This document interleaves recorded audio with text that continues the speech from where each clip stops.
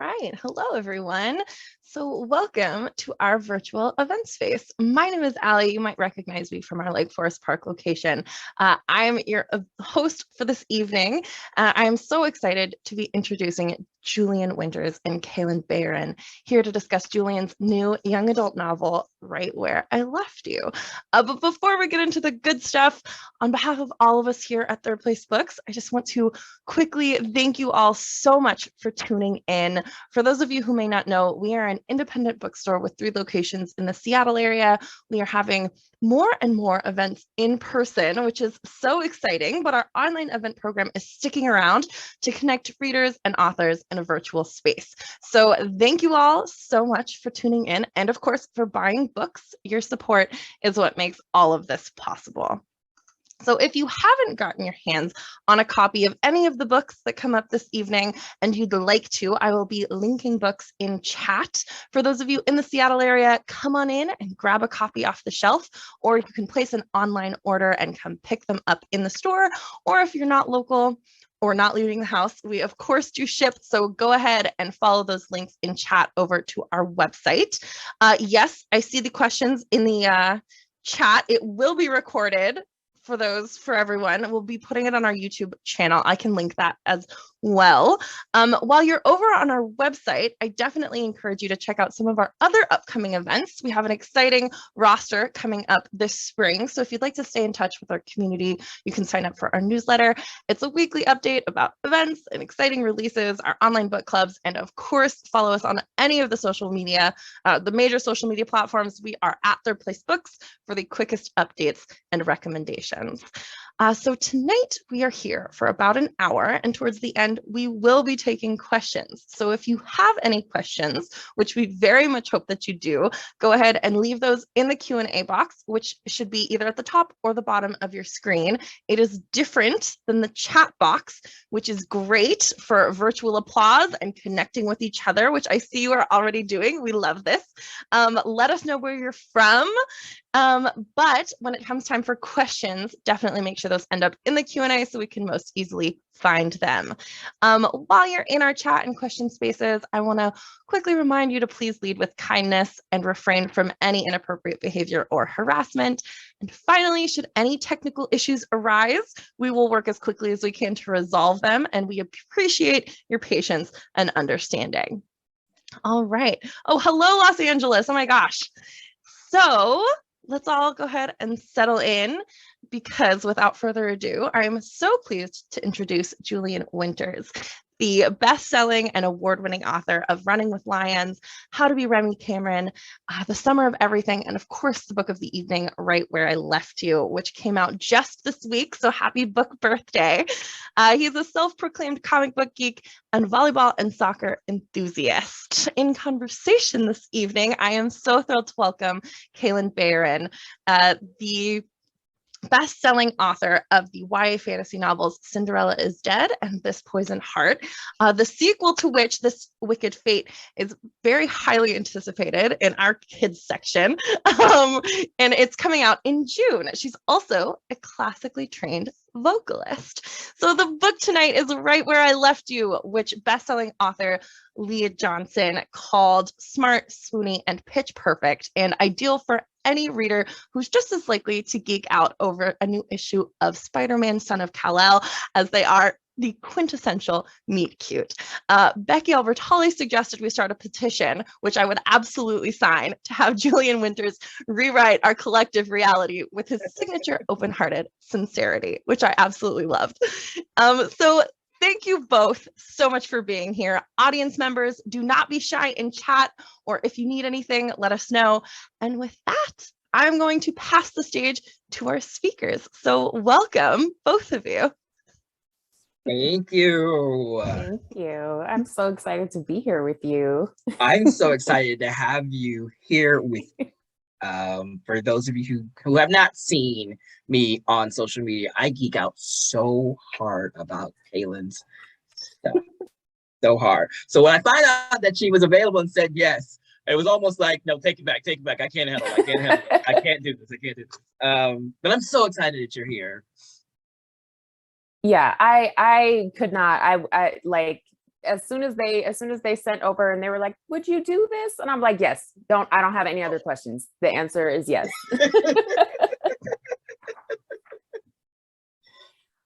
But I have, like, I showed you, but like I have all kinds of questions, and I don't know how you want to do things, but this is all about you, and this is all about Right Where I Left You. So just whatever you want to do, I'm here to do. But I have questions. Not about, no.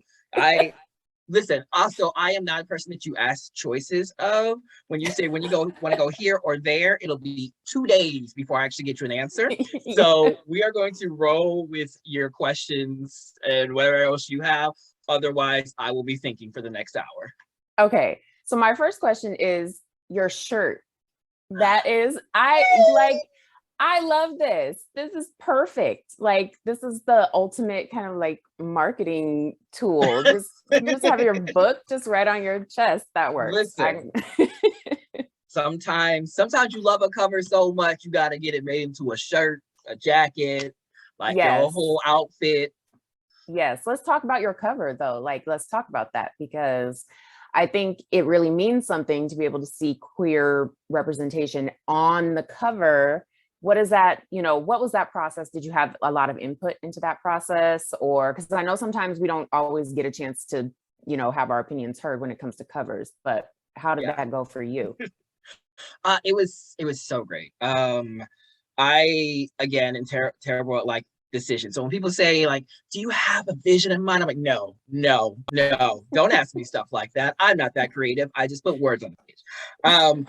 But for every book, I do create a Pinterest board. So that, I guess that helps me out a lot.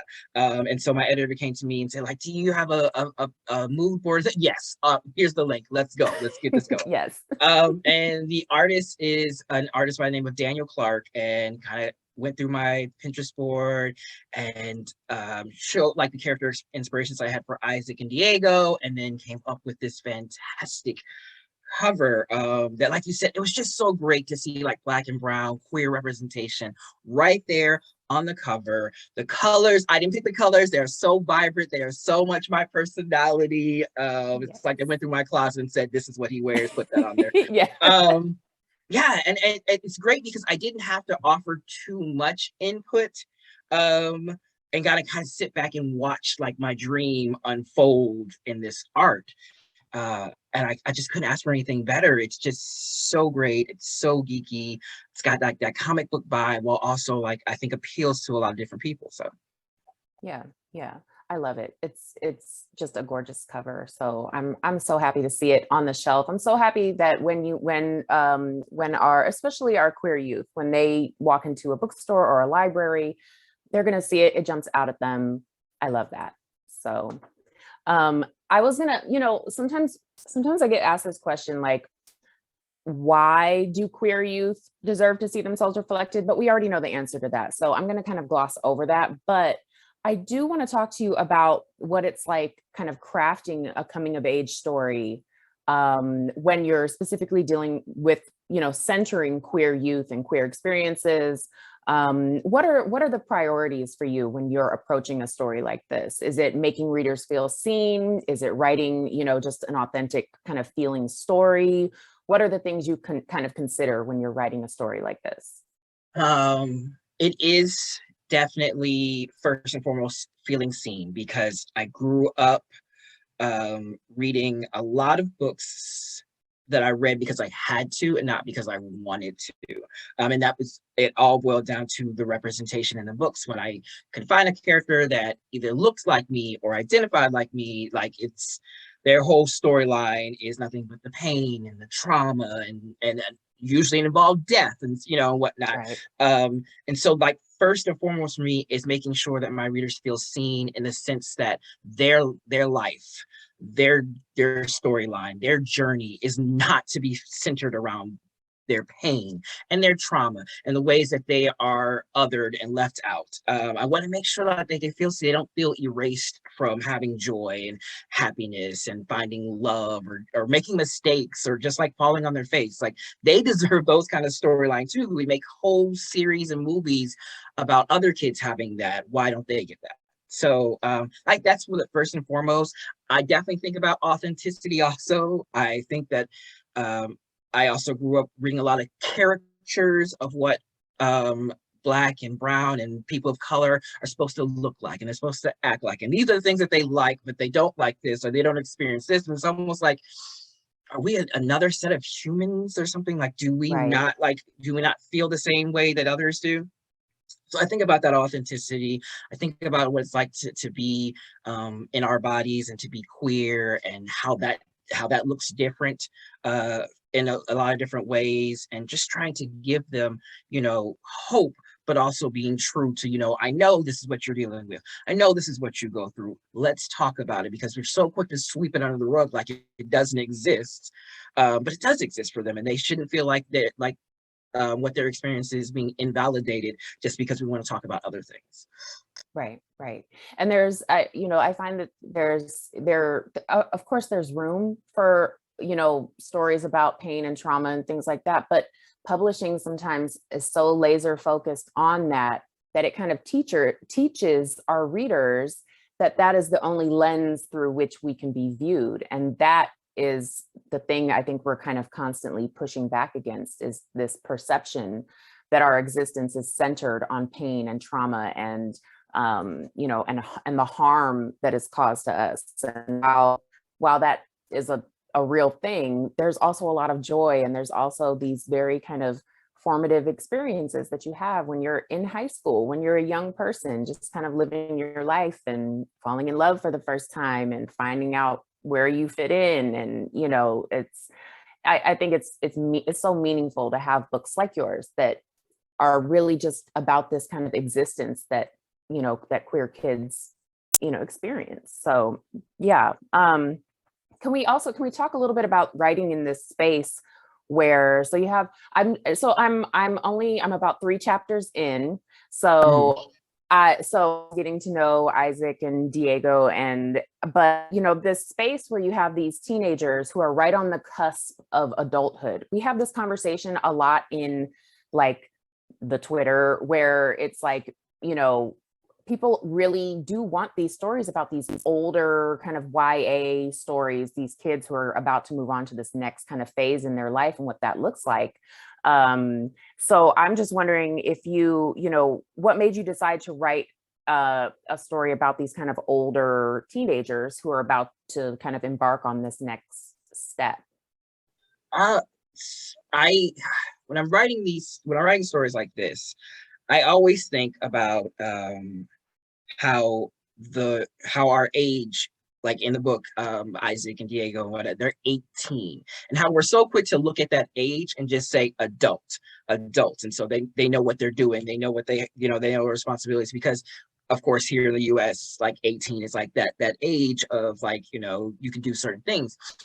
And it's almost like we erase the back end of that word, which is teen, and forget that, no, we are like, they don't have a clue what they're doing, and they shouldn't have to know their 5-year plan. They shouldn't have to know, what they're going to be when they grow up and how this is going to go and who they're going to fall in love and things like that. They should still be able to be in that stage where they're continuously growing. We're continuously growing as adults, and it's almost like we look at them and say, well, no, you're done. This is your final form. What are you going to do with it? And so that's why I love trying to tell these kinds of stories, to remind those readers that no, like, it's still going to be messy. You're still not going to know what you're doing. You're still not going to be sure about what is, or you can be so confident today about where you're headed in life, and 5 years down the road, it's going to look like something different. And that's okay. And so I think there needs to be space for more of these stories where we're showing that transition from high school to college and onward, to remind those readers that just because you've hit this one milestone doesn't mean like that's it. Like it's all uphill from here. I mean, it's all good from here, you're just coasting down and whatnot. No, there's actually so much more to learn, so much more growth that you're going to experience. And I love writing about that, because when I was 18, I followed my best friend to college, worst mistake in the world, because I didn't do any research on the college, the area, nothing. I made so many mistakes, thinking, okay, I'm supposed to know what to do because the adults in my life told me, okay, you're out of high school, now what? And I don't know. So yeah, I love writing in that space. Yeah, I think readers need that. Like they need, you know, it's nice to have a story where you are kind of watching someone going through, you know, this transitional period, and it's, you know, that's incredibly meaningful. So I'm happy to see it. And I remember what I was like you said, like when I was 18, it was a hot mess. And Yes. like I have a I have a grown daughter, and like 18, hot mess. Like it just seems like everybody kind of needs, you know, needs a little more reassurance that it's going to be okay, that you are, you know, you're just kind of getting your feet wet. It's going to Yeah. be okay. Yeah. Um, so so Isaac is a comic fan and Diego is the gamer, right? So Yes. I know that you love comics. And Yes. I know that Wesley in the Summer of Everything was also a comic nerd, you know. So I want to know, and I love it. And I want to know for you, like, how much you're into like comics, games, what are you playing, what are you reading, like what is that space for you, and what is the appeal for you in that space?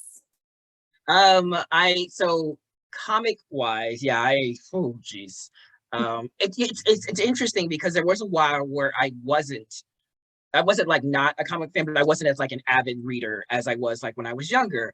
Because I guess I was experiencing life and being messy, and I just didn't have time for it. But as I've gotten older, getting back into that space has just reminded me how comforting it is to have that escape. I was reading Aquaman, the Becoming series, which is about Jackson Hyde, which he is a Black gay Aquaman, and I love it. I love that representation now in DC, where he is taking the lead, he is taking the role, and it means so much to me. I was reading Superman, Son of Kal-El, that series, which is Superman's son who is bisexual, and he is like experiencing falling in love and whatnot, but also dealing with like real life stuff where he's dealing with like what it means to be a hero, and when you can't save someone and when you can't do everything, how much weight that is. And I love it so much because it makes me think about our readers, how we tell these stories and we want everyone to feel everything and be the greatest that they can be, but the end result, you know, or not the end result actually, but like what happens when they aren't successful, what happens when they fail somebody, what happens when they can't be everyone's everything. I love that series is exploring that. Gaming wise, I wasn't the gamer in my family, my brother was, but I was such a mini sidekick. I followed him around to the arcade all the time. I'd sit there next to him while he played video games because I don't have the patience. But I love that. And I love that connecting space anytime I go to like a Comic Con or any kind of comic book convention where they have like the gamer section and the comic book section and whatnot. So I love combining that space. That space for me is so great because it's such a wonderful community of people just being their most open self. Because TV, movies, sometimes they treat like being a geek and being a nerd as like this negative thing, as like, you know, like that this is what you don't want to be. You don't want to be, you know, the one that doesn't go to a party because you sat at home and played video games or you did this. And it's like, what's so bad about that? Like, what's Right. cool about that? That's a great thing to do. It's a great way to, you know, to really open up your imagination and whatnot. So I love writing in that space and exploring that. I also love writing in that because, again, representation matters so much to me, and we don't see enough of BIPOC like geeks and nerds out there. We're seeing a bit more of it, you know, through podcasts and whatnot. But I'd like to really see it because if you go to these conventions, we are just as much there as anyone else. Right. So yeah, it just, for me, it's just the greatest space to write in because I feel like I get to be my most authentic self telling those stories. And I also love that we're both in Karen Strong's anthology, Cool Awkward Black, and getting to tell Yes. like showing that side, like there is a whole community of us here. We've been here. We're just putting it out there in the open more. Yeah. And that was going to be my next question was, what does that, you know, being Black, being queer in these spaces, What is that like for you? What is that like for us? What are we kind of, what are we seeing in terms of, because I'm sure I'm not super, I'm not an expert, but just like publishing, just like most other spaces, everyone is dealing with systemic racism, with anti-LGBTQIA plus sentiment. So I'm just wondering, like, for you, what do you see in that space that is encouraging for you and for your work? And you touched on it a little bit there, the representation, but yeah, seeing the Aquaman thing is like such a big deal for me. One, because like it's like a major DC hero that everyone's like followed forever. Two, it's because there is queer representation that has been in comics for a long time, but again, systemic racism. We never get to see like the Black heroes and their queerness and stuff like that. And it's like it's slowly catching up. I don't think it's catching up like I feel like we're much further in publishing than we are in like comic books and mainstream media and whatnot. But it's like it's slowly getting there. But it does mean the world to me. One, because it kind of feels like it heals this part of me from when I was younger and felt like I was halfway seen, because it's like, oh yeah, it's a queer character, but also where's like that intersectionality of like what else, Right. But it also feels good to me because I know, okay, the next generation gets it and they're gonna come forth loud and as can be, trying to make sure that we get even more and even more and even more. So I mean, there's a part of me that is always gonna fight for it and wish that there was like more things that I could have seen, but there's also this understanding that that's fine. If I don't get it, I'm gonna make sure someone else gets it, kind of deal, So Yeah. I'm seeing it and I love it. And I love that there's a whole anthology that's gonna be dedicated to it. I'm gonna push for more. Yeah, always more stories. So I'm assuming that your kind of inspiration for the kind of charm and Reverb story is based on your love of comics, but you essentially had to tell a story within a story. And I did the same kind of thing with Cinderella is Dead. It's like a story within a story. I want to talk about that process because I lost my mind. I was like, wait a minute, I need to go and write that. Like, I literally had to write the whole thing out because I tried to put in pieces and then it didn't make sense. I got to the end, I was like, this don't even make no sense. I can't even keep this in here. I got to go all the way back and fix it. So I want to know, like, for you, that process, what that was like for you. Let me tell you, I am with you. I lost it. I said, wait a minute, because I tried to do the same thing. I tried to take little pieces here and there. I made up this comic book series within the book, and said, okay, I want to show this, but not like have to show the whole thing. So I'm just gonna put little things in here. Like this happens in issue number 5, and this happens in issue number 6. I got my timelines all out of whack. I got like things that happened in one issue that shouldn't like have happened before this happened.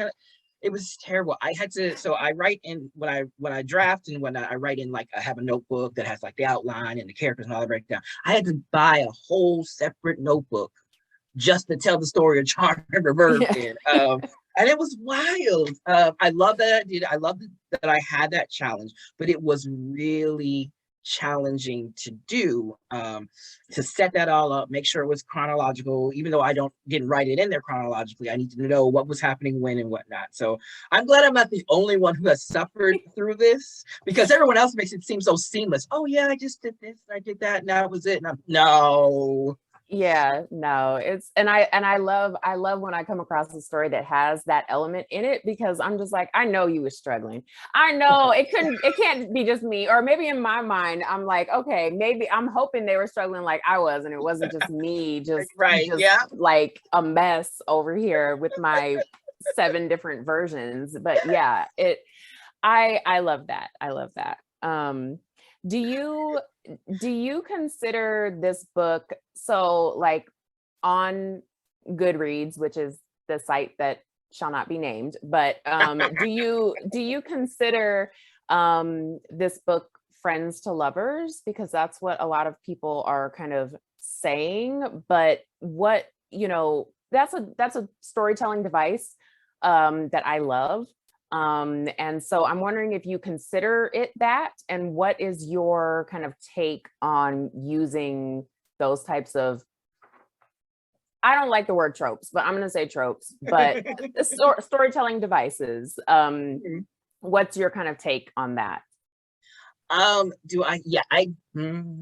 Yes, spoiling, but not spoiling, because I'm sure you've read like some version of, everyone's read some version of what happens. Spoiling, but not spoiling. Yes, it is friends to lover. I'm always like iffy on using that lovers word, but yeah, yes, same. Like, yeah, friends to maybe a little more than friends. Yes, yeah, exactly. Friends to kissing, Okay. But yeah, it is very much so between Isaac and his best friend. Very much so that, I guess, in a way, but also in a way, it's more like an awakening that happens for Isaac in the book and whatnot. It's kind of hard to like word it properly, but I do love the story devices, the tropes, whatever you want to call it, in a sense of like giving you like a general broadness to maybe a story, but I don't like it to like nail down exactly what something is, because I like to take those things that we've traditionally used in writing, and I don't want to say flip it on its head, but I like to expand it into a world that fits for me and fits for the kind of characters I'm writing, the people that I've known in my life and the experiences we've had. So I don't have a problem with like the broadness of it, but I also love when people look at it and say, well, it is that, but more, or something like that.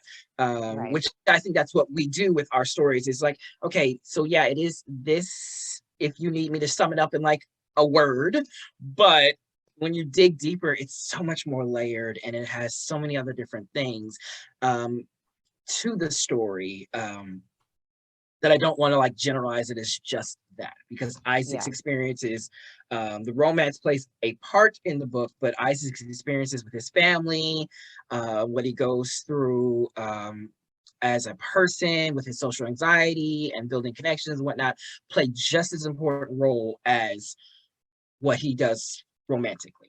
And you brought up the social anxiety piece of it. That's another thing that I don't often see. I have terrible social anxiety. Like, it is something that I work on all the time.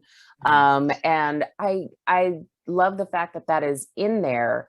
What do you kind of, when you're sitting down and you're writing this story, and you know that you're going to have this kind of mental health component involved, what kind of goes into that for you? So gosh, I don't want to say I don't, overthinker isn't the word.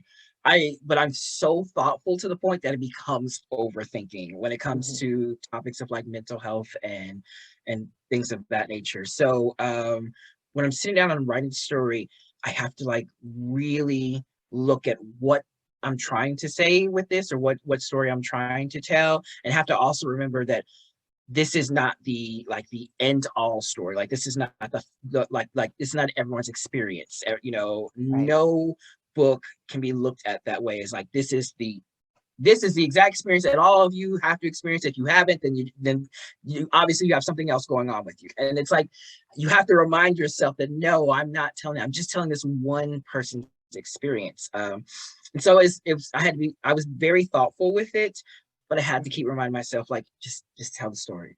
It's okay. You're gonna get it. Just tell the story. You're gonna have other eyes on it and whatnot, and you can go other routes of making sure that you're being thoughtful, and you're being sensitive, and you're being authentic to the experience. But like, that's what I think first and foremost is, I want to make sure that I'm not doing any harm by talking about this, while also honoring that this is something I've experienced. It's not something I experienced when I was younger. Because when I was younger, I was a total extrovert. I was like, yes, put the spotlight on me. And as I got older, I went the other direction. And sometimes when I am around a group of people. I am very much Isaac, where like my knee, like my leg is bouncing up and down, and I don't say much because I'm not sure what to say, and if I say something, how it'll be looked and whatnot. I sometimes put up walls, like he does. So I knew it was true to the experience for me, but I also wanted to make sure, okay, we're not making this like this is the final definition of social anxiety. Right, right. You can't be all things to all people, but I do feel like sometimes the pressure, especially on marginalized writers, especially it kind of feels sometimes like the work has to be all things to all people all at the same time, and it never is. It never can be. And so I very much appreciate taking, you know, something that, especially something that I deal with personally, and putting it there on the page and having just another way to kind of look at it, see these characters kind of deal with how it affects them. And, you know, I appreciate that. So I think readers will too. Anytime, you know, anytime that there's an opportunity to kind of shine a light on mental health and how people experience that and deal with that I think is a really great thing, especially in children's literature. So yeah, that's a really good thing. So if we could shift a little bit to craft. I love talking about craft. I love talking about how many notebooks I have and how they're all empty, even though I do plan to fill them up. But I want to talk about process, if you're okay with that, and just kind of, I'd like to know what your process was like. So what novel is this for you? What number is this? This is book 4. Okay, so from book 1 to book 4, like how has your process changed? What did it look like when you started? How has it changed? And what does it look like for you now? Oh gosh, can I even remember what? Publishing is so weird. It's like you write your first book 10 years ago and it gets published 5 years later. Like, so yes. Can I remember writing Running with Lions? My process, I think, it's definitely gotten a lot more detailed with every book. With Running with Lions, there's a lot of like, it was like a skeleton outline, very broad, like, you know, and this might happen over here, and maybe this happens over. I didn't write down character names. I'd have to like jot down who was who, because I forgot by page 135. So it's gotten a lot more detailed, in that I write very heavy outlines. Like I need to know exactly what scenes are happening in what chapter. I do whole character profiles now, where it's not like I just know their eye color and, you know, like what hairstyle they have. I got to know like what their likes are, what their hates are, you know, what's their wants versus what's their needs. All these different things I have to ask myself about character. But from like the book I'm working on after, I did a whole section on like character relations, like how does this character connect to this character. It's like a whole web I did on a dry erase board of how they connect, how they intersect, what has this character from over here, this character over here, what commonalities they have, things like that. So it's definitely got a lot longer before I actually start drafting a book. Do you use like? Go ahead. No, go ahead. Sorry. I was just gonna say that I said it's helped me a lot. But what were you saying? No, I was going to ask you if you use like a specific, like I have Scrivener, but I don't know anything about Scrivener. I think it's like I use it to organize my stuff, and then I draft in Word. So do you have like a specific kind of like program that you use? Do you use Scrivener, or is it just like handwritten stuff? What do you use? I'm always fast. This question is just for me because I'm nosy. I know, I love this question because I actually don't get this question. I wish I could use Scrivener. I really do. But my brain is very old now, where it's like I can't learn a whole new program and app and whatnot. So I don't use Scrivener. Everything is handwritten. A wonderful author by the name of Lana Wood Johnson just introduced me to this program called Notion today, which she'd been talking about for a while, but it's such a good program because it has all these different features that you can I think similar to the Scrivener, in the different features you use, you can do it like a breakdown of character and a breakdown of like your storylines, your story beats, and all that good stuff. You can link your Pinterest board to it and whatnot. So it's super great. I just have to figure out how to use it. So, but everything I do handwritten, and then I have a Pinterest board for every book and a playlist. And then for the next book, I actually printed out like the Pinterest board stuff and like washi taped it to the notebook, because that's how I old love school that. I am. I'm like, I'm up here doing journals and stuff.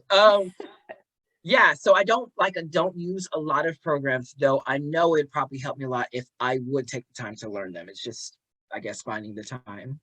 Yeah, Scrivener is, I'm like, if just what's on the surface, I can kind of put stuff in there to organize, but that is it. I can't draft. I don't know what is going on. There's so many shortcuts and so many like things. I'm just like, I can't. Right? I'll just stick to Word. Yeah. Right. Where I know where all the buttons are. Yes. So I don't know so I'd like to talk a little bit, if you're okay with it, about book bans.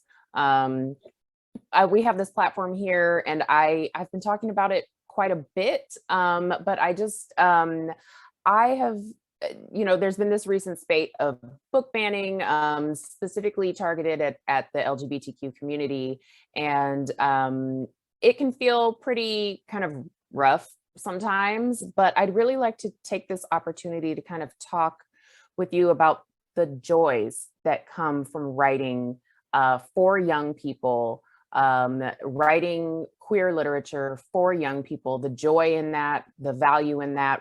I know that we know, but just to kind of say it out loud, and if we could talk a little bit about, the impact that you see that your work has on readers. If that's a discussion that we can have, I would love that. Yes. First and foremost, before I dive into that, I have to say the utmost thank you to you for what you have been doing on social media when it comes to talking about it. You're probably the most vocal in the best way. There are often times where I want to say things, but I don't know how to word it properly. And you only got those 240 characters on Twitter, and I can't get out sometimes because either I'm too emotional, I'm too angry, I'm too sad about it. And you've done a beautiful job at bringing it to the forefront. I feel like you've carried such a load. And though I know why you're doing it, I wish that others would follow your lead and carry that load, and not because you don't center it on, and I want to make sure that people get Cinderella's dead. You center it on the entire community, and you do so much work in that effort. I want to thank you so much for it, because you say things I wish I could say in the way that you say them. I am not about to sit up here and cry. I'm not going to do it. I'm not going to do it. For this. I'm not going to do it, but someone needs to say it, because we don't say it enough to you. Someone needs to say it. As far as why it's so important to me, it's very much what they're doing right now feels like I'm reliving my childhood all over again, except when I didn't have access to social media. So it's not like I understood why the books that I read were all by cis white male authors and things like that. Or the books that I read were nothing, when it featured characters like me, were nothing but racism and homophobic acts and assaults and things like that. And it's what it feels like now, because by taking out these books, these important books, we're once again showing this generation that these are the stories that matter. And how you're featured in these stories is how you matter to this world. This is your impact. And it drags me down so much.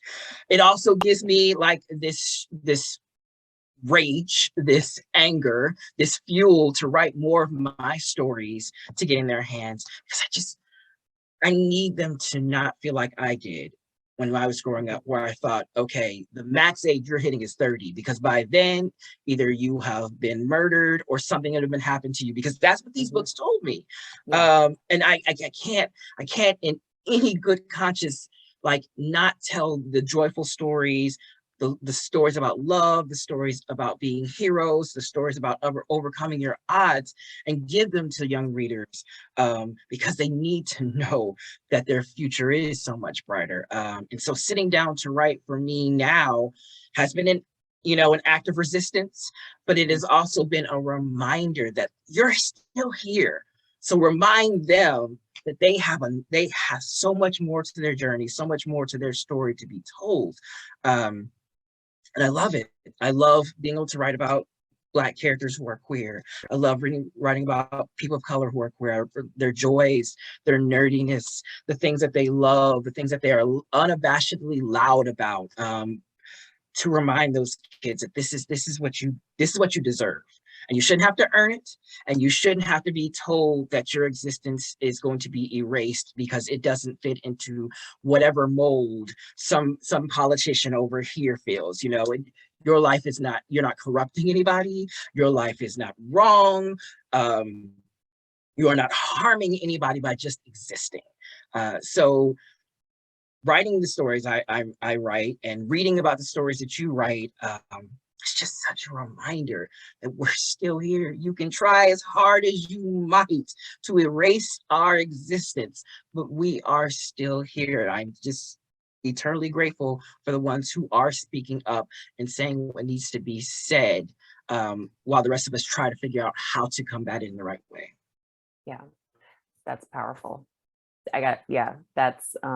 That's what it comes down to. Just because they deny us does not mean we cease to exist. Yes. So so I think that wraps up my questions that I have for you, but I just want to take a minute to say thank you, because I, kind of getting into publishing and, being a queer Black woman and just writing about queer Black girls and queer Black families. Your work has inspired me. And the fact that I know I reached out to you for a blurb one, and I was just like, I was so nervous, and I was so like, oh my God. And you've just been so kind to me. And I just want to say thank you. I appreciate you so much. I appreciate you. I am so grateful for your stories. I can't believe you'd ever be nervous about asking me for anything, because I am such a fanboy. But I do appreciate it. It's nice to look to my left and to my right, and to in front of me and back of me, and see more of us in there. So listen, anything you ever need, I am there for, including shouting about the Vanquishers, and including shouting about This Wicked Fate, which I need y'all to have pre-ordered already, because Kalynn has a lot of stories coming out this year, not including the stuff that she probably has coming out for like the next 5 years, but like this year alone, the impact shall be felt. And then I need to go on a vacation, because it is vacation time. I need to be on a beach somewhere. I'm just saying, like, since Cinderella's dead, I don't know if I've ever seen you do anything but like talk about writing. Yeah, I need a vacation. Yes, away from the spooky manor. Yes.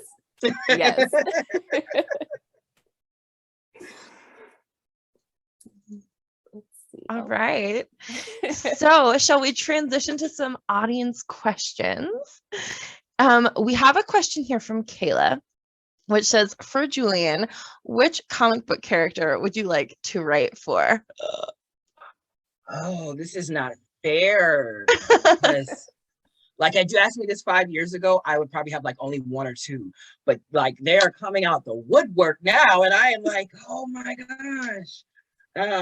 Be honest with you, I would either want to write Jackson Hyde, who's the Aquaman, or you might know as Calderon on Young Justice. I would love to write a story featuring him, obviously. Hello, queer Black man.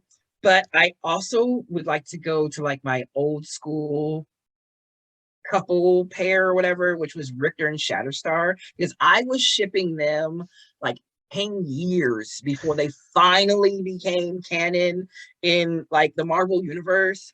So I would like to like honor younger Julian and be able to write like a story with them. That would be super cool with me. So cool. So cool.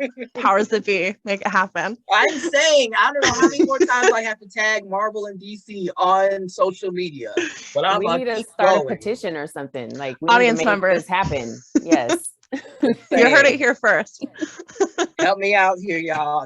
I think they think I'm a stalker now. So, audience, my dears, if you have more questions, throw them in the Q&A. Here we go from Craig. Is there a genre that either of you would secretly or not so secretly love to write in? Oh, that's a good question. I want to know Kalynn's because I feel like she is working on some stuff that she can't tell us, but I just feel it. I love horror. I love scary stories. And yeah, I got some stuff that is gonna, but you know, also though, I love romance. I can't write romance because every time I start to write a story, somebody ends up dead, or there's a ghost, or there's a demon. Like it just always goes left. So I can't write it, but I love romance. I really do. Like sometimes I just want something that just kind of transports me to another place. And I love romance, but I can't write it. I try, I can't. You can write a paranormal romance book? Yes, yeah, about? that's true. That's true. Oh, yeah, God. spooky and full of love. Yes. That sounds wonderful. Can we talk about how many books have been written about somebody falling in love with a demon? Yeah. Look, I might need to do it. I might need to do it. Yes. Y'all heard that here. Please. After Kalynn takes her vacation, this is the book we need her to write. Yes. I would love to. I can't because I don't think I have the writer's skill set, but I would love to write something, I guess, fantasy like something very much like this Poison Heart, where it has elements of magic, but it's still very much set in a contemporary world, and you still get this like this bounce of humor and love and just like amazing things happening. Yeah, I would love to write like almost like a YA queer practical magic kind of thing. I don't know. Look, I try not to scream just for this one, but yes, I saw it on your face though. Practical Magic is my favorite movie. It's so good. It's so good. What gave it the right to be that good? Truly. Yeah, so I'm literally begging you, please do that. Yes, we need that. See, and I just saw my editor in there, so I guess I know what proposal I need to write to her. So if anyone has more questions, throw them at us. I would love to see those. We have a few more minutes.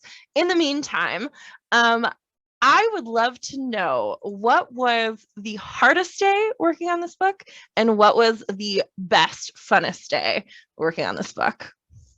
Oh gosh. The hardest day. We're saying this as if like 29 out of 31 days were hard. The hardest day was probably when, okay, I think I know this.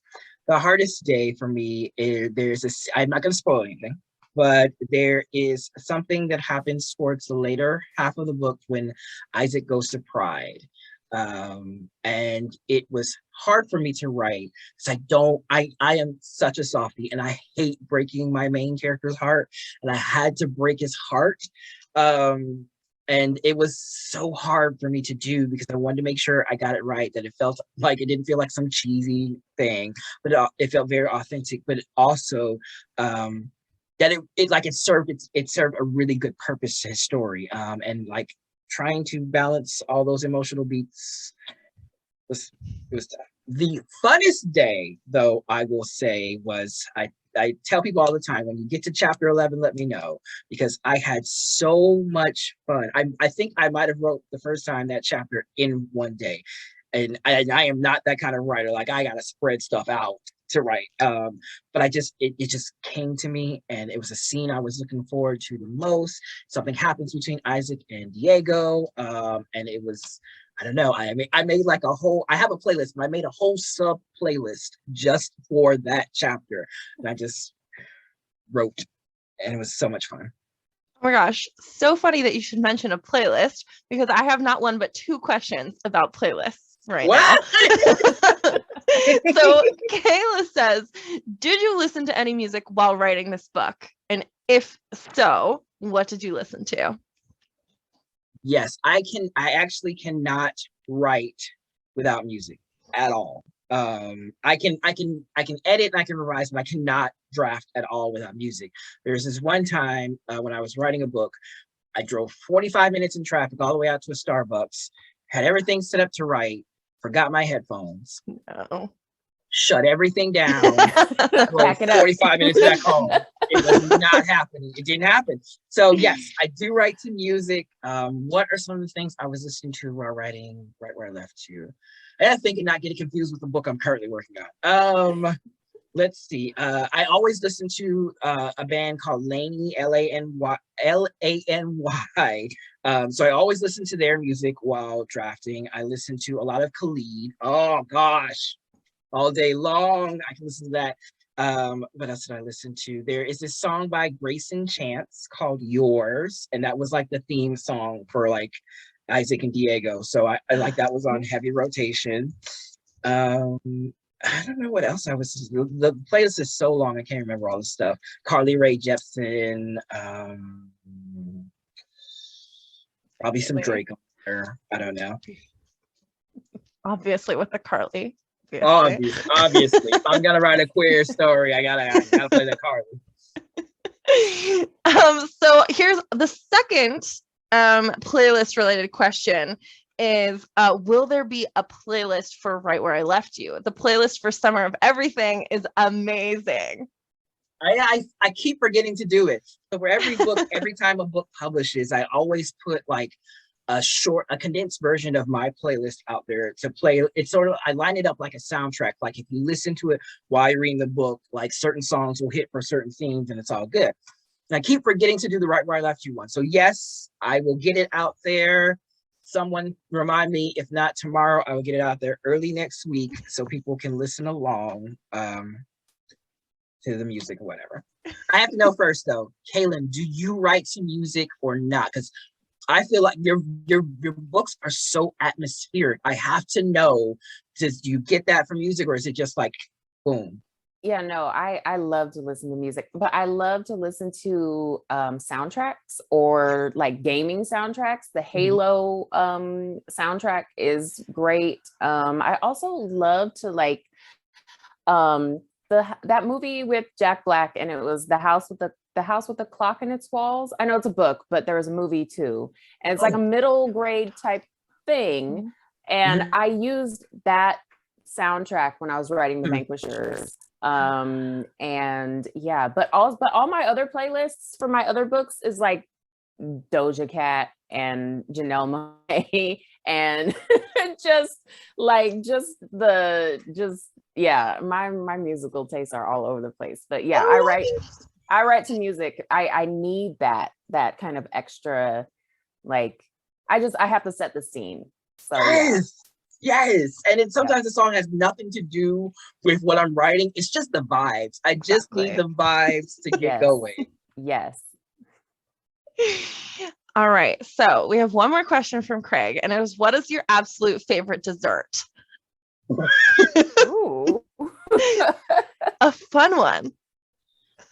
Kalynn, go first, because mine's always changing. Oh man, I love brownies, but it has to be the edges. Like I don't mess with the middle. I don't do that. So, and I have like this tray where you can put these dividers in, and it makes every piece have edges. So that's I will eat a whole tray of brownies by myself. That's how much I love it. That is dope. Gosh. It's two things. Either it's like a strawberry cupcake.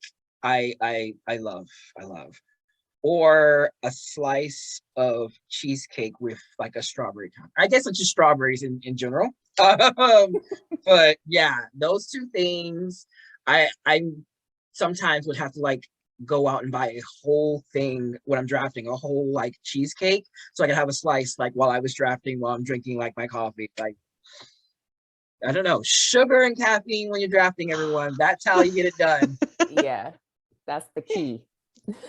Okay, I'm hungry now. And Craig, you Great. you did say all three answers. So I will say my favorite is Reese's peanut butter cups. You know, a classic. One and done. Yes, but also so satisfying with the one. Mm-hmm. So we are about at the end of our evening. So my last question is, what is on the horizon for each of you? As much as you can say, don't get in trouble. But as much as you can say, what is coming next? Kalynn? No, yeah, nose goes. I felt like it was gonna be easier for her. But maybe not, because she has like 17 things. I have. So this Wicked Fate comes out this summer, and then my middle grade debut, The Vanquishers, which is Stranger Things meets Watchmen with a Buffy twist. That comes out in September, and then in February of next year, my Jekyll and Hyde remix comes out, which I am so excited about. I love The Strange Case of Dr. Jekyll and Mr. Hyde by Robert Louis Stevenson. But this story features queer Black boys in Victorian era London and all of the things that kind of come along with that. So that's what's coming up next for me. Have y'all seen that cover? Oh my goodness.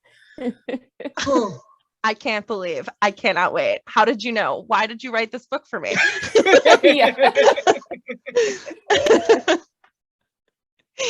So we have come to our evening. I was sort of rushing around. That link is for The Vanquishers. So if you want to go pre-order it, head over to the link. So I think that this is sort of where our evening together closes. Before we call it a night, I'm just going to take this last moment to say a huge, huge thank you to all of you for joining us today. For anyone who wants to get copies of Right Where I Left You, I'm going to go ahead and throw a link so you're not scrolling through chat here. There is that. Go follow those links. Let us know what you thought of this event in person or on any of our social media. We always love to hear from you. Julian and Kalynn, this has been an absolute joy. Thank you so much for being here. This was so much fun. Do you have any last things you want to share before we say goodnight? My next book comes out spring 2023. It doesn't have a title, but I hope that you pick it up even though it's untitled. Oh my gosh, did I cut in between? Tell more, say more. Oh, okay, I'm gonna make it really quick. Sorry. It is, what if 5 strangers ended up in the same bedroom at a house party, each of them trying to escape their own issues downstairs. So it's kind of like The Breakfast Club meets Can't Hardly Wait meets Book Smart. Very funny, but also kind of tackles a lot of different things that I want to talk about in my books, but haven't had a chance to yet. Say less. Oh, say less. Dead. I need it. I'm gonna pre-order. Yes. Oh my God. Yeah. 10 out of 10. Cannot wait. Well, I mean, with that to look forward to, everyone, I think it is time for us to say goodnight. Shall we let the awkward waving commence? Yes. All right. Thank you. Good night, everyone. Thank you, Kalynn. Thank you. Good night.